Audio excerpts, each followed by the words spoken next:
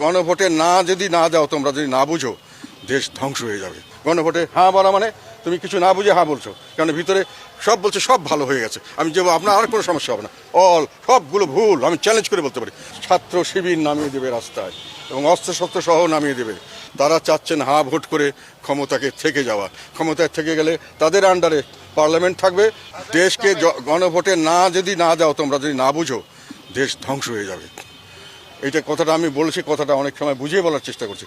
এখনও তারা যেটা করতে চাচ্ছে, গণভোটের নামে তারা তোমাদের কতগুলো সংস্কারের কথা বলে মূলা ঝুলাচ্ছে। সংস্কার যেটা বলেছে সেটাও পরিষ্কারভাবে মানুষের কাছে বোঝাচ্ছে না। সংস্কারটা তাদের একটা অছিলা। তারা এই গণভোটের নাম দিয়ে গণভোটে হাঁ ভোট করে তারা ক্ষমতায় থাকতে চায়। অন্তর্বর্তীকালীন সরকার ক্ষমতা থাকার অর্থ হলো অন্তর্বর্তীকালীন সরকারের সঙ্গে এনসিপি ক্ষমতা থাকবে, জামাত ক্ষমতায় থাকবে। তারা ক্ষমতা দীর্ঘায়িত করার জন্য এই গণভোটের বাহানা নিয়েছে। এবং এটার পরে তারা যেটা করবে সেটা হলো, যেটা ওনারা বলেছেন মেটিকুলাসলি ডিজাইন, সুপরিকল্পিত যে কথা উনি বলেছেন যে ওই সমন্বয়করা মিলে ওনারা মিলে করেছেন মেটিকুলাসলি, যেটা দেশের জনগণ স্বতঃস্ফূর্তভাবে আন্দোলন করেছে, ওইটা ওনারা স্বীকার করছেন না। এই জন্য জনগণের কাছে ওনার জবাবদিহিতা নেই।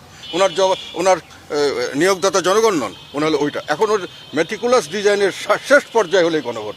শেষ পর্যায়ে হলো তারা ক্ষমতায় থাকবেন, ইলেক্টেড রিপ্রেজেন্টেটিভ যারা পার্লামেন্ট হবে, যারা সংসদ তৈরি করবে, যারা সরকার গঠন করবে, তাদেরকে কোনো ক্ষমতা দেওয়া হবে না। আমি পরিষ্কার বলে দিচ্ছি।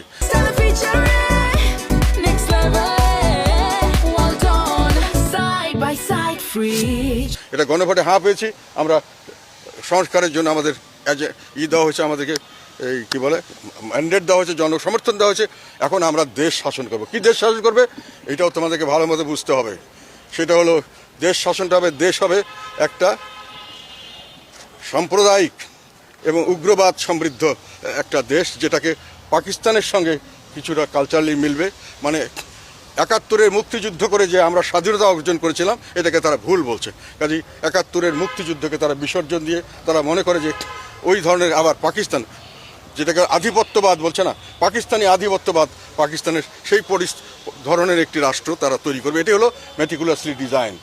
এটাই হলো এর শেষ ধাপ, গণভোট। গণভোটে হ্যাঁ বলা মানে তুমি কিছু না বুঝে হ্যাঁ বলছো, কারণ ভিতরে সব বলছে সব ভালো হয়ে গেছে। আমি যে আপনার আর কোনো সমস্যা হবে না, সবগুলো ভুল আমি চ্যালেঞ্জ করে বলতে পারি।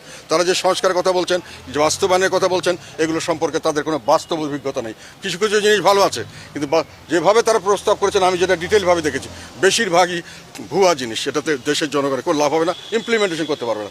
ওইটা বড় কথা নয়। তারা চাচ্ছেন হ্যাঁ ভোট করে ক্ষমতাকে থেকে যাওয়া। ক্ষমতায় থেকে গেলে তাদের আন্ডারে পার্লামেন্ট থাকবে, তাদের আন্ডারে সরকার